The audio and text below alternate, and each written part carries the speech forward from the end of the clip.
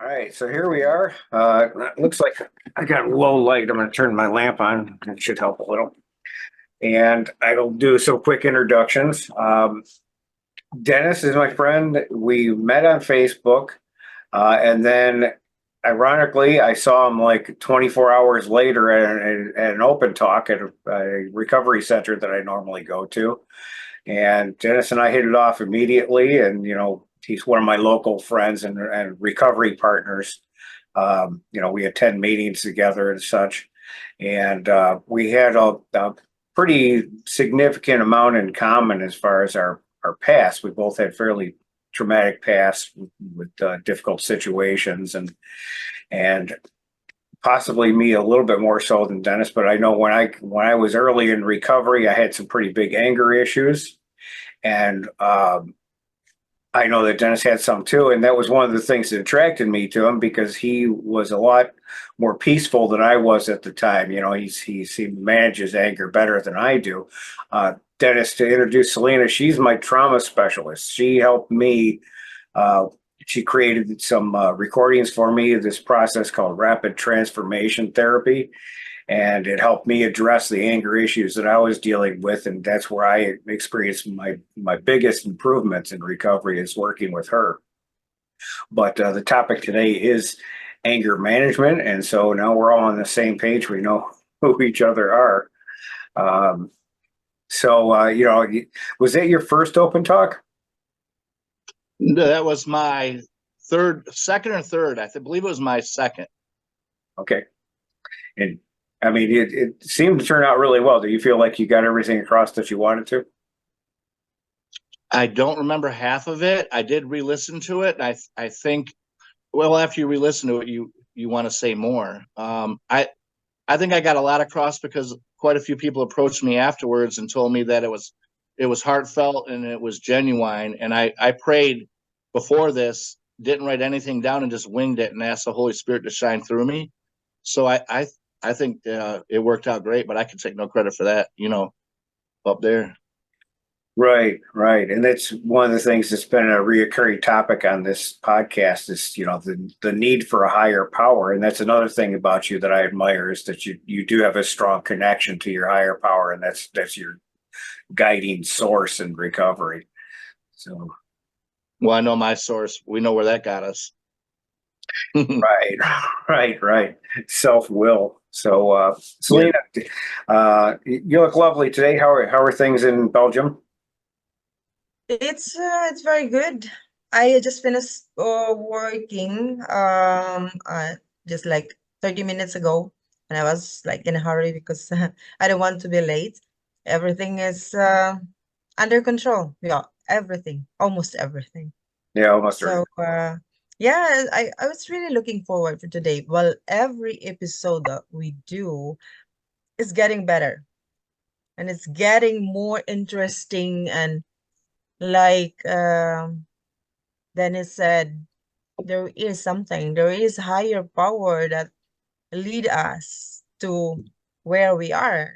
It's not a coincidence because, you know, anger management, it made me realize that we all have anger issue in different level, but we all have that. And awareness that we are not alone. And this is really very interesting because I'm sure there are so many people can relate to it. So Dennis, it's your day, and I am so looking forward to hearing your story. Thank you, And thank you, Selena, and Jeff. glad to have you. I love Belgium. That's I did a family tree years ago, and a lot of it goes back to Belgium. No kidding. You're welcome to come back here. Okay, I'm saving my money. I'm working overtime Sure. today. Great. Yeah, of course. So, in brief, why don't you just give us, Dennis, just like a mini open talk? Tell us, some of the things of your past and what you're doing now to deal with the traumas of your past. All right. So the first trauma that I've ever encountered, of course, was between the ages of birth and 4 or 5 years old. My mom went through a divorce, a lot of screaming and yelling, and my mom dated a guy named Ron, who's not alive anymore, so I could say his name. And he beat my mom. Just, I don't want to go into detail. A lot of trauma with my mom's relationship with men. And then my mom got remarried when I was 5, I believe, 4 or 5. And even at that age, I like to control situations and put my spin on things, I guess. And I was real nasty to my stepfather, who is my real father. Did more for me than any man ever has. And today I recognize that. But we clashed. And, he's not a licensed psychiatrist, so he clashed back. And we fought over my mom my whole life. And I played a huge part in it.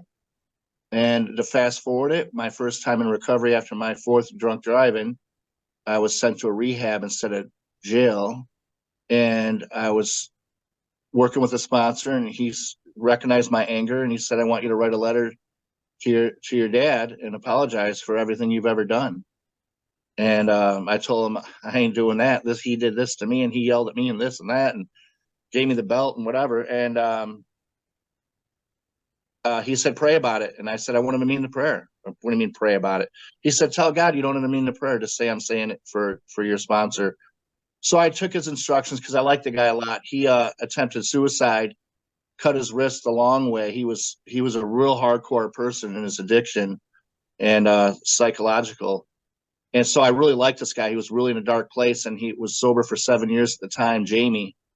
And he's over 30 years sobriety now. He's good friends with Greg Haba, by the way. But shouldn't say names. Anyhow, I read a story in Reader's Digest about a woman who survived a Nazi concentration camp, and she ran into one of the Nazi guards at her church years later. And I don't want to cry when I'm saying this, so I'm just trying to hold back right now. She ran into this man and asked the Holy Spirit, she asked God to help her forgive this man and walk up and say who she is. She did this. They both cried. They became best friends. And I thought to myself immediately, who am I not to forgive my dad for his, what I call overbearing, strict behavior and whatever. And who am I not to forgive? And I need to apologize for my doings. It inspired me to do it. So fast forward the tape. So I immediately wrote this letter. I meant it. It was straight from my heart. I cried when I wrote it. About 3 hours later, I called my sponsor, and he came by and read it. He shed a tear a little bit, and we went and mailed it. After dinner, I ran back to the post office. It was closed. I had a change of heart. I wanted to get the letter out of there. Didn't want it to go. God's will was done. A few days later, my dad called me, and for the first time in my life, at 30 years old, he said, I love you, son. And our relationship's gotten better since. We're friends today. We're not just father and son. And I battled my addiction throughout the years. I finally got sober where I am now over 5 years, July 19 of 2019. And today I'm in my father's life. He lets me drive. I have all respect from him now. I'm not codependent.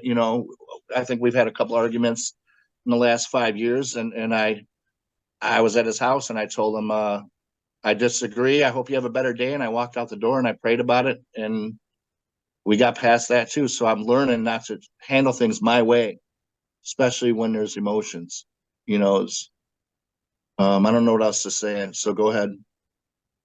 No, that's great. And that's a lot of the key things in your story is what inspires me, because I'm still holding resentments towards my father and my siblings. And hearing this reminder from you, it's like, when we take our part in it, when we accept our part in every conflict, then we can be liberated. We're actually freed from the burden of resentment, because resentment is just like carrying weights. I'm the only one who's hurt by it. I'm not hurting anybody else holding on to this anger. And it's a lot of humble pie, but it's like necessary part of healing is to come to terms with what's happened and just accept it for what it is, and stop feeling like I need to be right or to point fingers or blame anybody. And you've done a great job with that, so I commend you on that. Well, thank you, Jeff. But I got to be honest. Well, of course I'm honest. Well, my real father, I still have. It comes like the ocean's waves. Once in a while, it flares up, and I remember my real father, who I didn't really meet until I was 5. And then I only seen him in the summer times till I was 10. He didn't pay child support. That's a whole nother story.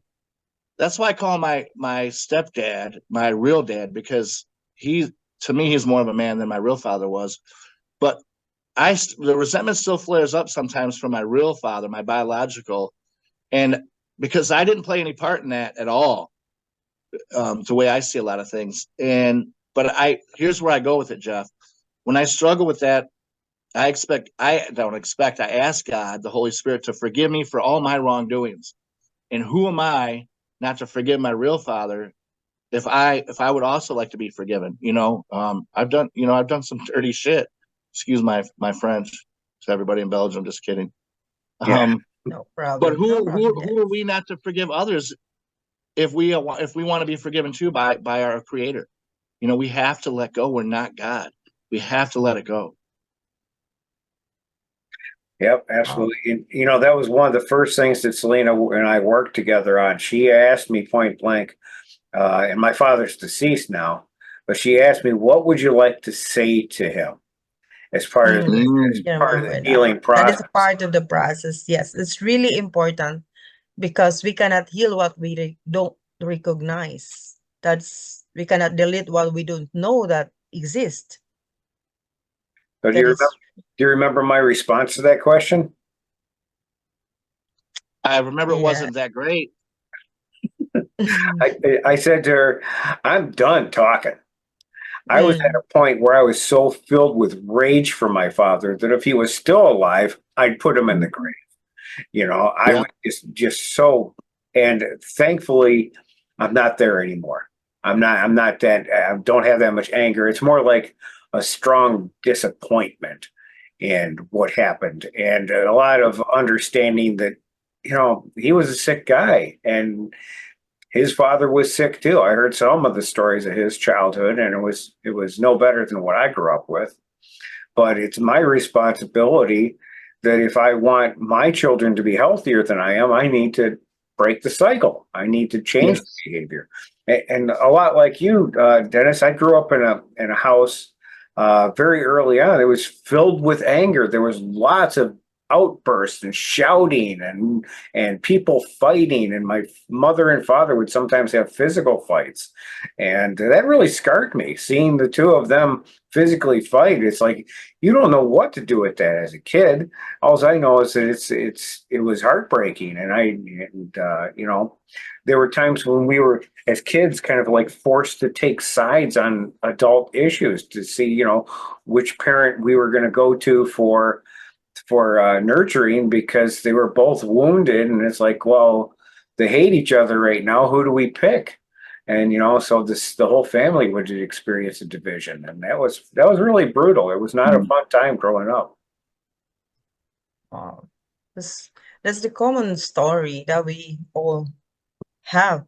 I can also relate to that. I also grew up with such kind of situation, but now it doesn't hurt anymore. It doesn't make me sad anymore to think about it, but it took me decades to work on that resentment, you know. I well, it doesn't go away, but one thing I have to emphasize is that forgiveness, sometimes people don't really they're not ready or they are not willing to ask an apology. But even then, forgiveness is for us, not for the people. The Yeah. peace that the peace that forgiveness brings is for us, not yeah, in my case, there are people still that they did not apologize, but I have to set it aside. The emotions, the anger, the resentment, everything, because we cannot go forward. It's really heavy to take every day. Oh, I see Chas to Yeah, recognize. that's a friend of mine. Hi, Chaz. Ah, okay, welcome, I just Go Chas. line. So Yes. Jeff, I have a confession about anger. I mean, this podcast isn't about anybody graduating and floating around like a guru. Right. But we're definitely not where we used to be, and we're on a journey. I have a daughter. Did I ever tell you I have a daughter that's 28? I did not know that. Yes, and I was in her life till she was about 6 months, maybe a year old, but they didn't live with me. Her mom worked at the landing strip, a gentleman's club, and I know it. I drank like a fish, every day. And her parents, she signed over full custody.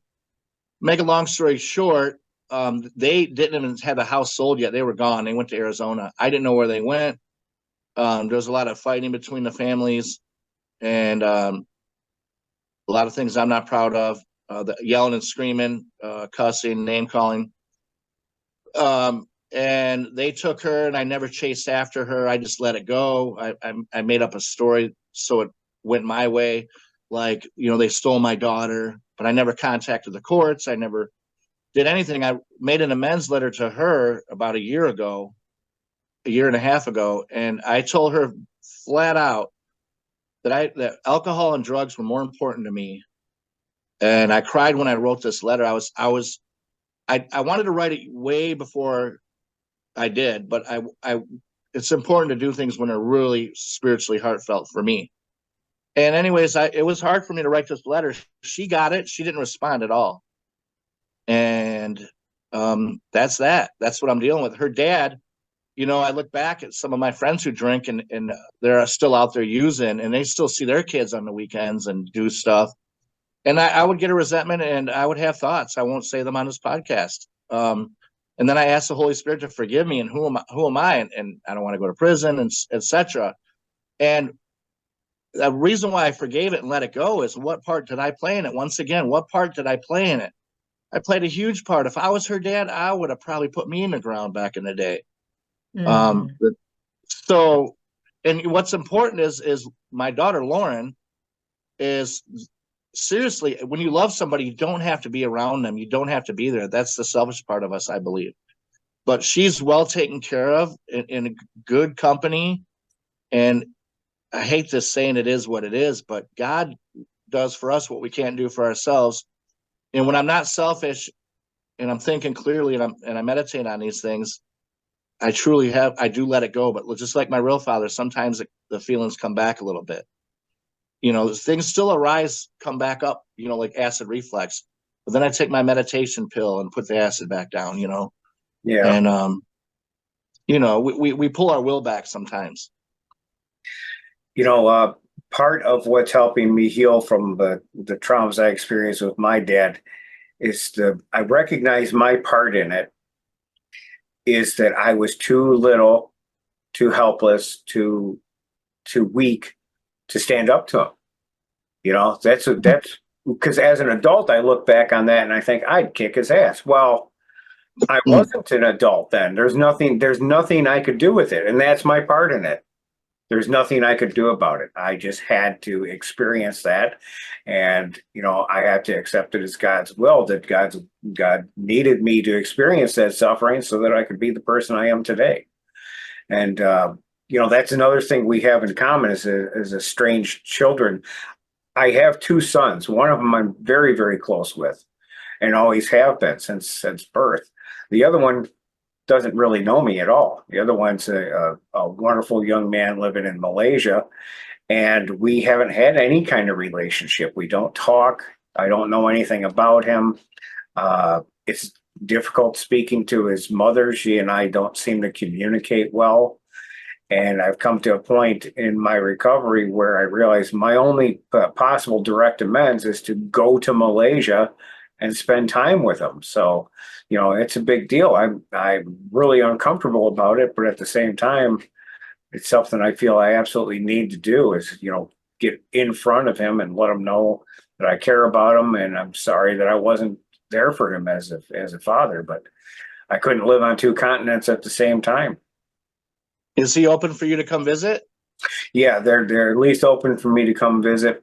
You know, Yeah. how pleasant it'll be, I don't know. I'm not gonna put any thought into it. I'm just gonna go there with an open mind. Yes. I Yes, like it. you have to do it, chef. You can do it. And you have to do it. And I'm sure you have already done a lot of work with, your anger issue, and you understand very well, and you are so humble to accept it. And that's really very important. Yeah, Well, we could. You want to talk about what we're not humble with? Want to talk about what I struggle with still day to day? sure. Is Sure. okay. Would be.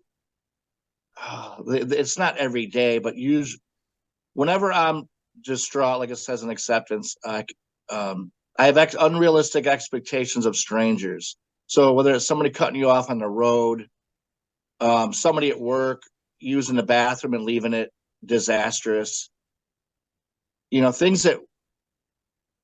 that just aren't right. Because I was raised, not to be a slob and to clean things up when you're done and things like that. So once in a while, those things arise, and I don't act out on them anything like I would have in the past. But the thoughts in my head are really negative. You get what I'm saying, Jeff? Yeah, They're negative. You idiot, you slob. Mm-hmm. Um, Negative things like that. And then I have to. There's a conversation going on in my head. Dear Holy Spirit, please take these thoughts away from me. Who am I to judge? And I still yeah, struggle with that. And I ask God to take those shortcomings from me, and I still continue to because they still arise when I run into these are all gold plated problems too. That you know what I mean? It's hilarious. They're gold plated problems, and it's like I wonder if the brain if my comfort zone is just finding things to get mad at. You know, right, right. Yeah, going from one anger to another. I know, like right? it's funny, but see, and I have to again point out and give you credit for anybody who's new to recovery and who's watching this. You're doing it right. You saying, I have this problem. This is a behavior I'm working on. It's part of you. That's part of the solution. If you just had no awareness of it at all, or became defensive or tried to justify the behavior, then there'd be no hope for progress. At least now, when we get out here and we openly confess these shortcomings that we have, we're in the process of healing them. You know. Yeah, and yes, and Exactly. we hear people say, "What Mm-hmm. I have." There's the normal people in the world. People. My life is an open book at work, at home. I'm on this planet to say, I'm looking around like I'm on this planet to save my butt, not my face. You get what I'm saying? So I have my normal friends, and somebody at work even says, why do you tell people this stuff? They're going to think you're a loser, an idiot. You're vulnerable. And that's where you just have to trust God and the Holy Spirit, because I know when we talk about these things, when I talk about these things at my job or at home, at church, um, as long as we reach out to one person, help let one person know that they're not alone and to give them hope, that's the main goal. I don't know about you guys, but I know the road to heaven doesn't cut through their backyard. So I'm going to preach my own experience, strengths, and hope to help others. And to those people that think, oh, why is he talking about this? He's a Lulu. God bless him. Like I Yeah, said, the yeah. road, you know, No, I That's absolutely. yeah. It's okay, Chef. So what I was trying to say is, if you get to that point that you are so aware that there are two conversations always, there's always at least two voices in our head, two contradicting voices. mm-hmm. That is the very important step. The first step to transformation or recovery is awareness. We all know that. So, and if you live with it, just accepting that, oh, there is something in my character, in my behavior that it doesn't feel right. That is already a big step. When we are aware, we don't have to do anything. Just live every day and do our best to be aware. And we never know what is going on. The transformation process is happening every time we're aware, oh, I have to change this. But it doesn't mean you have to change it right away. Like reacting to some people, that, you know what I meant. I don't want to use the words, but the triggers, there are triggers every day. And if I someone had a, cut you off on the road, and yeah, I did that before and I also explode, but now I'll say, okay, maybe he is having a bad day. Mhm. That's why he is throwing shit on the road, and I don't have to catch it up.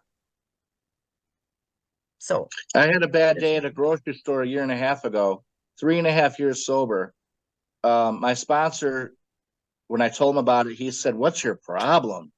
I never, at a grocery store, a guy cut in front of me, and he cut in line in front of me, and I said, "Excuse me, you just cut in front of me." To me, I think I'm sticking up for myself. He's wrong. Um, so I'll tell you what happened and end it real fast on the story. He cut in front of me. I confronted him. I got my spot back. As I'm putting the stuff on the belt, he's rubbing up against me, putting his stuff on his. I turned around. I said, "Excuse me, 6 foot. You need to back up, partner." And he said, "I'm kicking your ass when we walk out of this Aldi's grocery store." And I said, "You and what army?" And he said, "Hey, so and so," to his buddy at the end of the line waiting for him. "We're kicking his ass when we leave here." And I'm like, "Oh, great, here we go." In my head, I was having a bad day that day. I didn't meditate that morning. I didn't pray that morning either, by the way. Mm. Had a horror. So I said to myself, "This is it. This is my release. Finally, I get to launch." And I planned on throwing a grocery cart at 1, and then as they're waiting for me outside, and I'm ringing up my stuff, I started to get nervous and got reality, and I got outside. Here's me being vulnerable. I picked up my phone. I pretended I was on the phone with the police. They left. They didn't even get in a car. They walked. Misery loves company. Two, Yes, exactly. Mhm. when I called my advisor, my spiritual guide, my sponsor in recovery, he said, "What are you doing? What's your problem?" And I said, "What are you talking about?" And there's a thing in recovery that we learned that most of the time, whenever you got a problem with somebody or something, the problem's you. So he said, "Why didn't you just let him go? Was it worth it?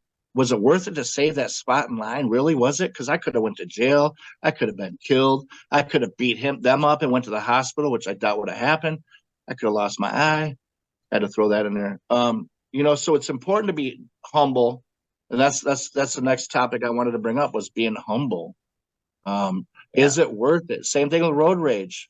We just had to let things go. We're not God. It's tough. Yeah. It's when we let our guard down, things sneak in. I'm telling you, the devil's working This overtime. the automatic reaction as human, that is really the automatic reaction. Oh, I don't deserve this. He deserved to be treated the Selena, I way. wanted to get drunk over that day. When my sponsor told me, "What's your problem?" I hung up on him. I cried. I called my old sponsor, and I was really upset with everything that was happening. And it was the end of the world. And I wrote it all down too. And I go back and I read it and I laugh like, what were you thinking? It's the things that we could trip up on. Mhm. It's amazing. But it's a Yeah. stepping stone. It's made me stronger today. Similar situations have happened since, and I used it for a stepping stone. And I don't ever want to forget that incident. Yes. And of course, the lesson that you get from that Yes. experience, that is what brings you where you are now. Because Mhm. every unforgettable moments, especially what we call the bad ones, there's always a very important lesson there. Why we could not forget that. It's not because it's bad, because it has a very significant lesson in it. Right. Right. Everything that we attract into our lives, and we talked about this a couple sessions ago. There's this law of attraction thing that's always working. So the fact that those guys became in conflict with you is because you were carrying the energy of somebody that would, enjoy some conflict at that point in your life. And, but you got the lesson from it. It was like you recognize, okay, it took some comments from your sponsor, it took some self-reflection, but you're like, you're right. It wasn't worth it. I mean, that could have just as easily been the guy gets in front of you and you go, whatever, and forget about it. You know, and I've Yeah. dealt with that when I travel. I go to in airports. I'm always shocked at people that push and shove their way in front of me to get on the plane before me. The plane's leaving at the same time. You know, Mhm. it doesn't it doesn't matter. Why is it so urgent for you to sit right away? And I just go, whatever. Some people need to get to their seats right away. If I'm the last person on the plane, it's fine. That plane's not leaving until I'm on it. So, but one of the things I wanted to ask you about, one of the critical questions is, you mentioned you're a sponsor, but I happen to know for a fact that you sponsor at least one person. And that person recently had an anniversary and stood up Mhm. and talked about the things that he did to stay sober. And he was really cool about giving you credit, saying, I have a great sponsor, and that's one of the things that's helped keep me sober. So, how big of a deal is that for you? How important is sponsoring somebody else to your recovery? Okay, so I want to say it sucks in one way. When I'm going through something, I ask myself if my sponsee was going through it, what would I tell him? Then I'm like, damn it. Mhm. So it really helps. You re-go through the steps. We live these steps, but we highlight them even more when we're sponsoring somebody. Right. Yeah, it really keeps you accountable. The accountability is what I really enjoy about the sponsorship. The first guy I ever sponsored went back out. I felt terrible, like it was part of me, like I did something wrong. But as you share at meetings and work with others, you learn that that's not your part. That's part of my old codependency back in the day. But I enjoy sponsoring, and I use the big book, I use the Bible, and I speak from my heart, and I relate, and I don't know what else to say. I really enjoy it, and their recovery depends on them. I tell them, if you're not honest with me, don't reach out and tell me stuff. I'm not going to dig into you. You gotta talk to me. Right. So, I guess the main point is they need to be ready. It's not like we can drag people through recovery. They got to want it, you know. And I know Selena experiences this too, where she'll have a number of clients and they don't all make it. A lot of them do, but some of them end up relapsing. She might help them break a horrible habit and they go back to it, because they didn't really. What's the percentage? What's the percentage on people that go into recovery, Selena, that stay sober for multiple years? Well, I should say the average is 50-50. I should say yes.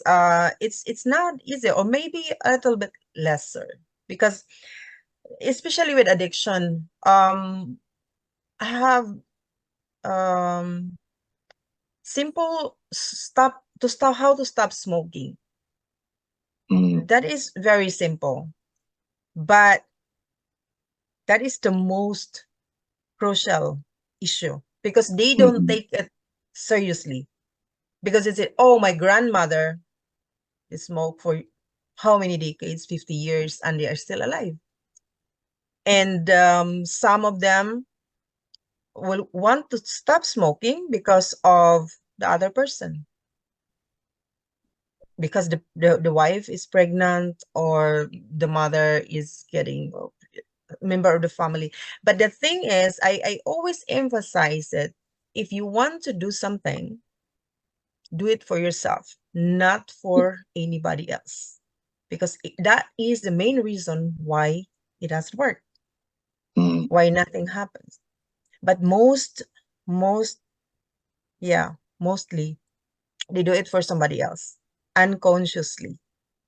Yeah. That's why they say, I'm ready. Why are you ready?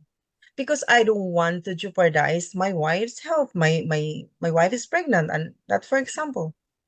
And I said, that is not the answer that Mm. I am looking. So we will see, and okay, we will try. After 30 days, oh, I have a relapse. Oh, again, we do the recording, and then after, like 3 months, 6 months, but well, they keep coming back because part of them want to change. But if that's only the part, that is not enough. You have to know the reason, the why. And they always say when there is a breakdown, like what we talked about before, Jeff, the rock bottom, hitting Yeah. rock bottom. That is the breakdown, the breaking point. When we realize there must be something to be done. And then you have to find the breakthrough. And that Mhm. is very crucial because before you break through, there are many relapses, setbacks. And But where's the bottom? You know where the bottom's at, Selena? The bottom's when you drop the shovel. Yeah. Right? Drop that thing. But you got to, like you said, though, you got to be truly convinced, which you said breakthrough, truly convinced that if you fast forward the tape and you continue to do what you're doing, you're going to die, embarrass yourself, or wish you were dead. Yeah. And, very this is on all point. different ways to word the Yes. first step, because the first step is one, admitting honestly and thoroughly to yourself, I have a problem and you need help. Admitting you have a Yes. problem is not enough. So it's break down and break through. You have to do both of those things, or you just fall into another ego trap. You just fall into maybe another addiction, or, change addictions temporarily. And, I agree with Selena also that you have to do it for yourself, because when I first got into recovery, I got into a program called Al-Anon, which is for friends and Mhm. family of alcoholics, Yes. to help me cope with other people's addictions, completely ignoring the fact that I'm an alcoholic. And the reason I got into it is because I was trying to get a girl back. I was engaged to a woman. That's the reason. Yeah, Guilty.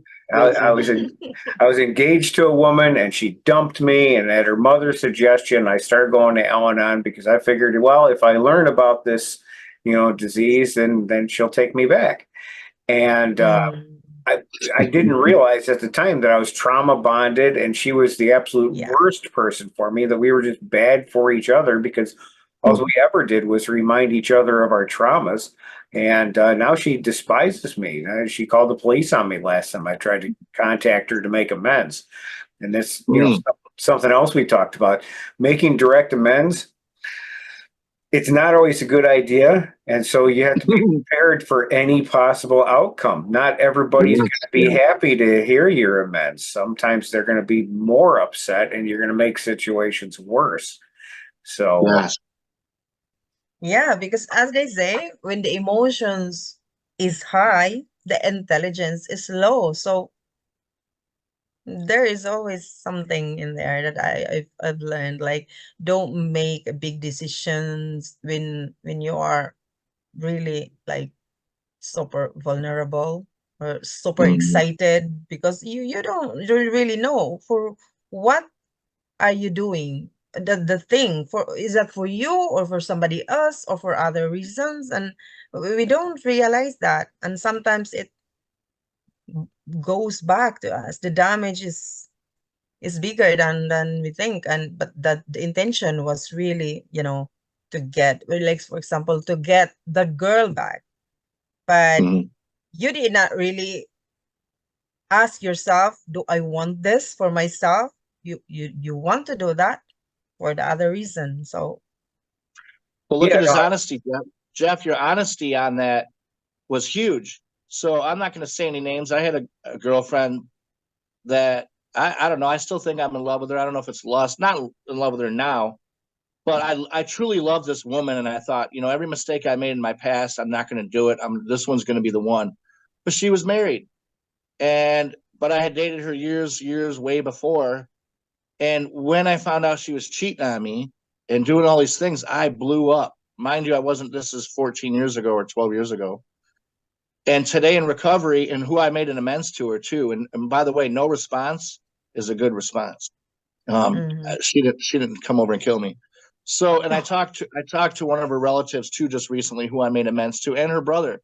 And I'm not cutting her down, but I knew she was promiscuous when I ran into her again when we were just going to go eat as friends, and then things happened, and one thing led to another, and then ultimately they got divorced, and I stayed with her, but I found out she was cheating the whole time. I'll tell you what I did in my anger. I posted nude photos on Facebook of her for her mother to see, for her aunt. I was diabolical angry. I used to get really angry. Jeff knows, Selena, and I'm not proud of it. I'm not bragging. I would go to any length to get when I was angry to let another person hurt. That's how selfish and sick and how I used to be. I'm not proud of that. So when I realized my part, and I made a huge a letter amends to her. I don't remember everything I wrote. It was big, and I found out from her aunt that I think she accepted it. She said, "I'm not gonna." She told her aunt, "I'm not gonna respond to him, and I'm just gonna leave it." But she didn't respond with a "F you, you're dead," anything like that. But she's a great person, and and she was promiscuous at the time. I don't know. I'm not God again. And if I was honest with myself, like I just said about honesty, if you're honest with yourself, I knew what I was getting into. I knew she was married. I knew she was cheating on him. What did I think I was? The Calvary, Mm. the prince to make her stop? And then we used to argue about Jesus Christ, and she didn't believe. There was a bell. Something should have told me, hey, get out of this. So if anybody I'm mad at is myself, and I'm just Mm. thankful that she never came over and burned my house down with me in it. There's an expression that gets tossed around codependency recovery groups. We don't have relationships, we take prisoners. Yeah. And so that's an expression of describing the trauma bond, which is just another addiction. And Mm. with her and several other women, it was all mommy issues. It was me trying to get my mother's approval out of somebody new, and I Yeah. figured if she stayed with me, then I won my mom's approval, psychologically speaking. And Yeah. that's why I've chose to stay single for right now and Mm. possibly the rest of my life, because like I finally realized I have a lot of work to do on myself. I'm not good husband material. I'm not good partner material, because I'm so dysfunctional that there's really no place for my behaviors in a healthy relationship. Frankly, I like to sleep all day on Saturday. That's not going to fly in a relationship. She's going to want to get out and do something. And I don't want to. So, it's things like that. But yeah, no, I appreciate your honesty on that. That's really good reflection. And another thing I mentioned to people is that this is the nature of recovery. It's shared confessions. Yes. You And know, really accept it and really recognize it. You have done it, and you're not alone. You will discover everyone has done something they're not proud of. I have done a lot of things. But that is the beauty of being human, because that is our purpose. The if we share our story, we'll learn a lot. Then you don't feel alone, you don't feel ashamed anymore, and you find a safe space to be yourself. You're Mm-hmm. human, for God's sake. So that's the thing, is it? We have to. It's up to us to look at life how it is. We can look at life as very miserable. The world is cruel, or just say, okay, this is the reality, and I am above all that. I can make a difference if I want to.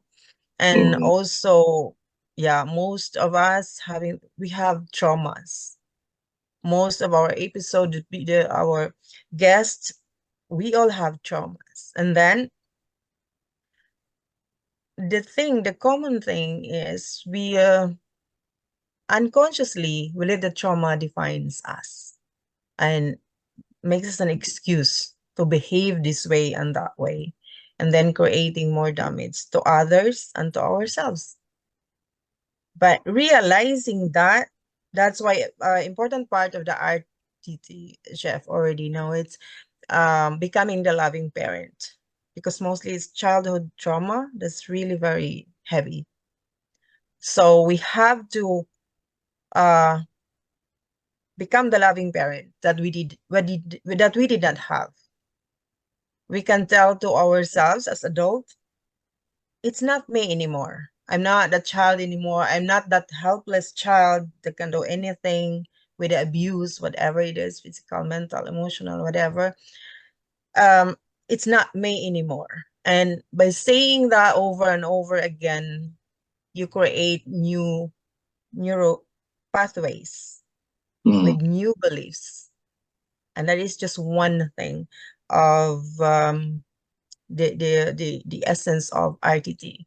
Just becoming the loving parents, or the praises that you always wanted that you did not get from those people you expected to give that to you can give that to yourself.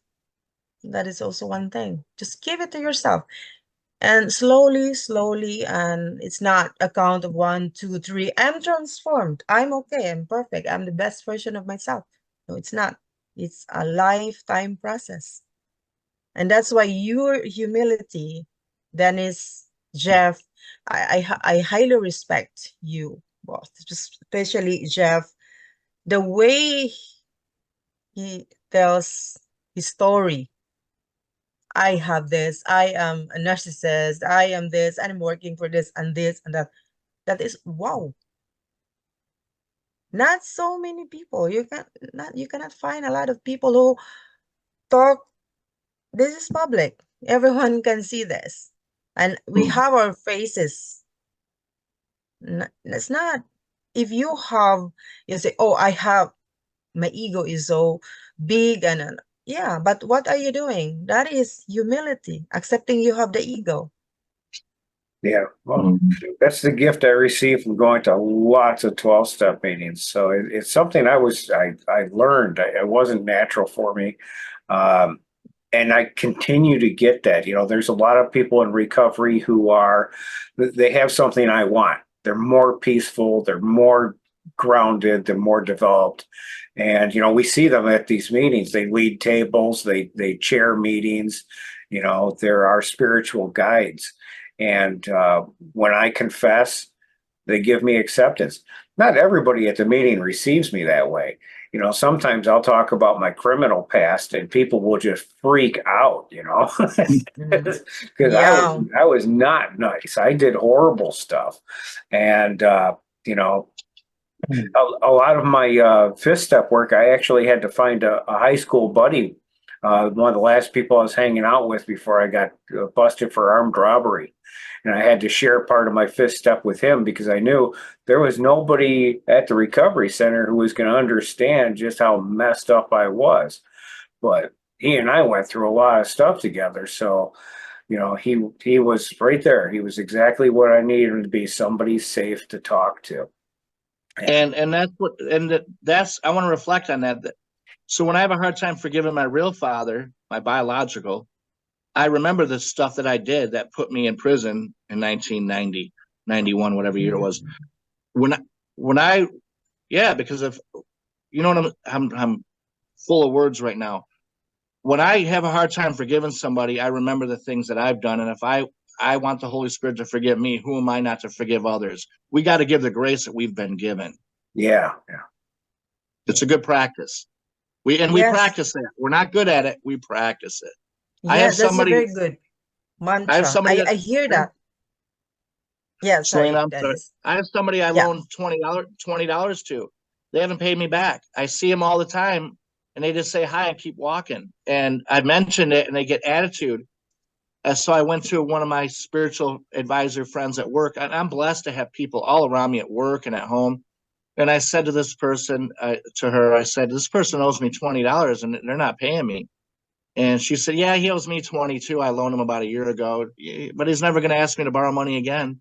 And so, she just smiled and let it go. I'm like, wow. So is it really worth hanging on to, for $20? But when we're not insecure and we're not playing God, we can let things go. I mean, my old thinking pattern was, oh, don't you know who I am? You owe me money. You don't disrespect me. But the new me, the new me that I practice with God and stuff and others around Yeah, me is God bless them. That $20 will come back to me in another way if I trust God. exactly. And most of the time, it's not the thing. It's how we feel about Mm. the situation, or yeah, it's just $20, but it's not about the $20. You can easily earn it back, but it's about what he did. He has no respect. He's nothing. Mhm. Is that's the thing. Because the $20, we can easily let go of it. Mhm. But the emotion with that came with it, that is really hard. Yes. Yeah, Yeah. I have a horrible resentment I've been dealing with, and it's slowly getting better, but it's right along those lines. I had a young guy that worked for me, and he borrowed a whole bunch of money as an investment, so I expected to get paid back. And when I tried to get paid back, he made a joke of it, laughed in my face, refused to pay me, and I got really nasty with him. I called police, I called child protective services. I crapped all over that guy's life. I ruined clients for him. I was very vindictive. And that's how I behaved at the time. That's how I remedied the situation, because not because of the money, but because of the disrespect. And yet, Mm. what difference did it make? None. He's still out there doing what he's doing. And the reality is, I knew better. I did know. Mhm. I knew I couldn't trust him before I gave the money. So I'm not mad at him for not paying me back. I'm mad at myself for See, giving Mhm. him that the money is, when I knew I couldn't trust him. That's the truth. And you yeah. learned a lot. You learned a lot from it. Yes. Mm-hmm. Yeah. Thousands of dollars. Sometimes, yeah, sometimes the most important lesson is very expensive, and that is literally Yeah. true. I've learned that myself as well, actually Mhm. many times, and I said, "Oh, how stupid!" And hating that person of because of doing that to you, but you allowed it in the Yeah. first place. Yeah. And a lot of it has I to do with remember, insecurities. yeah, So, because someone said nothing can make you feel anything unless you allow it. Nothing. yes. And no one can make you feel anything until you accept it and you allow Mhm. it and you own it. Yes. Yeah. Well, great. This has been a good session. Dennis, I've been kind of keeping an eye on the time. We're getting a little bit close to the top of Yeah. the hour, and I know you're at work. Oh, yeah. Anything else that you wanted to share before we cap things off? I just want to share. I'm humbled by you guys asking me to be on here. Thank you very much. And I just hope that we said something so that helps somebody else that's out there, because the problem shared is a problem cut in half. Right. Right. Thank And you the so last much. thing, I want to share one thing. I thought of this one thing I wanted to share on here. I don't know if it has to do with it, but I asked God for happiness, and He told me no. He said, "I've given you blessings. It's up to you if you want to be happy." And I think true happiness is when you practice gratitude and being humble. Yeah, I look at it. One thing to add on that, like based on experiences, is when you ask something and you don't get it, it's actually protection. Mm-hmm. Yeah. Or redirection. That is, I've really experienced that thing. Yes. So that is really very interesting, Dennis, because I hear always the mantra like, let the Holy Spirit work, let God, and that is, I've heard that, and that is very. You don't have this. Maybe you are not aware of it. How many times you've said that, but that is an unconscious mantra, and that is getting you farther and farther and farther. Right. Mm-hmm. Right. And like you're Yeah. saying, it's all part of that reparenting process, because, we look for other people, we look for things in other people that emulate our parents, that, the idea is that somehow we can get our needs met through somebody else that we didn't get met in our childhood. But the truth is, if you really understand recovery, we have to give it to ourselves. If we didn't get it from our parents, it's our responsibility to reparent the wounds, the needs that we have. And because it's too much of a burden for other people, trying to Yeah. make some woman my mother, that's horrible. I've dated so many women that I never got to know because I was so busy projecting my needs on them. I never Mm-hmm. figured out who they really were. And, it's a shame to, have somebody to expect somebody to live up to your standards like that. Yes. And one thing that maybe I have already said this, the most important thing is when we're talking like about parents or siblings or members of the family, we always blame why did they treat us like that. But now I realize they did not know better. That No, everybody is trying to do their best. But yes. that's all they know. That's why I Mhm. forgive my parents, my mother for um all the abuse, all kinds of abuse, because I realized they did not know better. They didn't have And an I awareness back am then at growing. all. Yes, I have to grow to understand them. And I think we have to do that as well to understand other people, because I've noticed everybody is doing their best. They unconsciously hurt people because they are hurt from the past. Yes. And yeah, I think that is it. So but by believing that, it gives me really that kind of blessing, it's like, oh, this is it. This is the healing process that I've been working on. And Dennis, I also yeah, that's very interesting. I hope we can have another episode on that to talk more about the anger management, because you are calm, you are humble now, you accepted that you have that. So I believe that there is a process before you get to where you are right now. And it is really very interesting to share more, but we don't have a lot of time. Maybe we Yeah. can do it another time, Jeff, because Sure. anger management, we all have that. We all need that. All have anger issues that we need to work on long term. Absolutely. Yeah, we should probably Yeah. make it a whole nother episode out of that. So, Mm. well, Dennis, you've been a model Yeah. guest. We appreciate your attendance. Thanks. Thank you for honoring us with your time. Thank you. And you have a great day at work. And Selena, thank you as always. You're a wonderful co-host. I'm so grateful to have you be a part of Good to meet this. you, Stephen. Thank you. Yes. Thanks to you, Jeff. Thank you so much. And Dennis, I hope it's not the last, because I'm really interested on your, there are still a lot that you have to share, I guess. Oh, yeah. You would not believe the And things I've survived. And I'm not alone. A lot of us, but of God's got a course, plan for me. I believe our purpose is to God pull us out of the fire so we can help pull others out that want to be pulled out. Yeah, yeah. of course. I'm gonna That's go it. punch I do in. believe. All right, buddy. Thank you All so right, you much. guys. Have Yeah, a great thank you day at work. All right, guys. Stay blessed. You too. Bye-bye. You too. You too. Thank you so much. Thank you, Jeff. And Of enjoy your course. Sunday. You as well. Bye-bye. Thank you.